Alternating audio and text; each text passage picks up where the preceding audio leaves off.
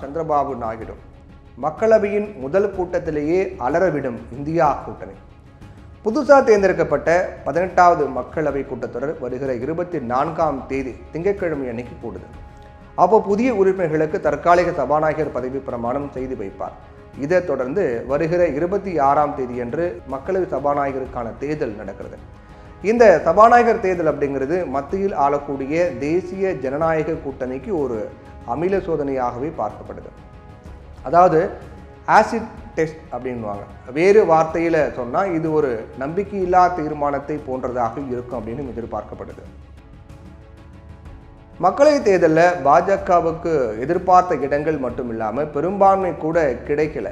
தனி பெரும்பான்மைக்கு 272 தேவையான நிலையில் பாஜகவுக்கு 240 இடங்கள் மட்டுமே கிடைச்சது.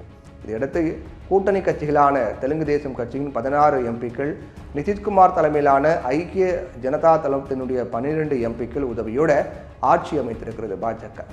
சில பல நிபந்தனைகளின் பேரில் எந்த சிக்கலும் இல்லாமல் மோடி தலைமையில் அமைச்சரவை அமைக்கப்பட்டு விட்டது. இந்நிலையில் மக்களவை கூடியுடனேயே பாஜக கூட்டணி அரசு எதிர்நோக்க போகும் முதல் சிக்கலே சபாநாயகர் தேர்தல் தான் அப்படிங்கிறாங்க. தெலுங்கு தேச கட்சிக்கே சபாநாயகர் பதவி வழங்கப்படணும் அப்படின்னு எதிர்க்கட்சிகளின் கூட்டணியான இந்தியா கூட்டணியே முன்வந்து சொல்லியிருக்காங்க. ஆனால் பாஜகவோ தங்கள் கட்சியின் பல்வேறு தலைவர்களின் பெயர்களை சபாநாயகர் பதவிக்கு பரிசீலனை செய்து கொண்டிருக்கிறாங்க. பாஜகவில் சபாநாயகர் பரிசீலனையில் இருப்பவர்களில் ஜூயல் ஓரம் என்பவரும் ஒருவர். இவர் முன்னாள் மத்திய பழங்குடியின அமைச்சராக பதவி வகித்தவர். 58 வயதான இவர் பாஜகவில் இருக்கக்கூடிய பழங்குடியின தலைவர்களில் மிக முக்கியமானவர். சபாநாயகர் வாய்ப்பு வழங்கப்படலாம் அப்படிங்கிற எதிர்பார்ப்புக்குள்ளாக இருக்கக்கூடிய மற்றொரு தலைவர் தான் ராதா மோகன் சிங். முன்னாள் வேளாண் துறை அமைச்சரான இவர் இந்த முறை பீகாரின் கிழக்கு சாம்ரான் தொகுதியில் இருந்து வெற்றி பெற்றிருந்தாலும் அமைச்சரவையில் வாய்ப்பு வழங்கப்படலை. அதனால் ராதா மோகன் சிங்கிற்கு சபாநாயகர் வாய்ப்பு வழங்கப்படலாம் அப்படின்னு எதிர்பார்க்கப்படுது. முன்னாள் மத்திய இணையமைச்சரான பிபி சௌத்ரியின் பெயரும் முன்வைக்கப்படுது.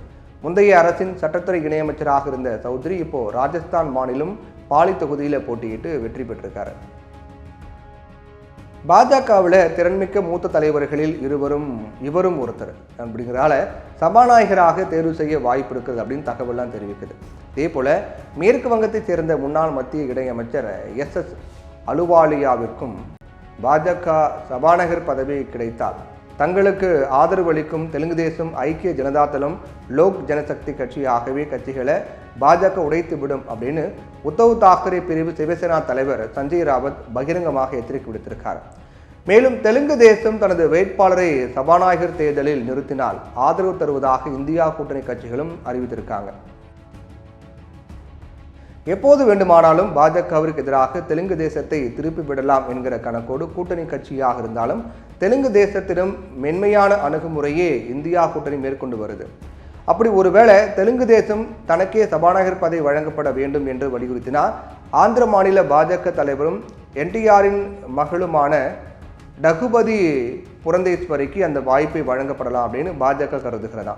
கேட்டால் ஆந்திராக்காரருக்கே சபாநாயகர் வாய்ப்பு அப்படின்னு சொல்லிடலாம் அப்படின்னும் ஆலோசிக்கப்பட்டது. மேலும் புரந்தேஸ்வரி NTRின் மகள் என்பதால் தனது மைத்துனி சபாநாயகராவதை சந்திரபாபு நாயுடு எதிர்க்க மாட்டார் அப்படின்னும் பாஜக கருதுகிறது. அதே நேரத்தில் தெலுங்கு தேசத்திற்கு துணை சபாநாயகர் பதவி வழங்கப்படலாம் என்று சொல்லப்பட்டது.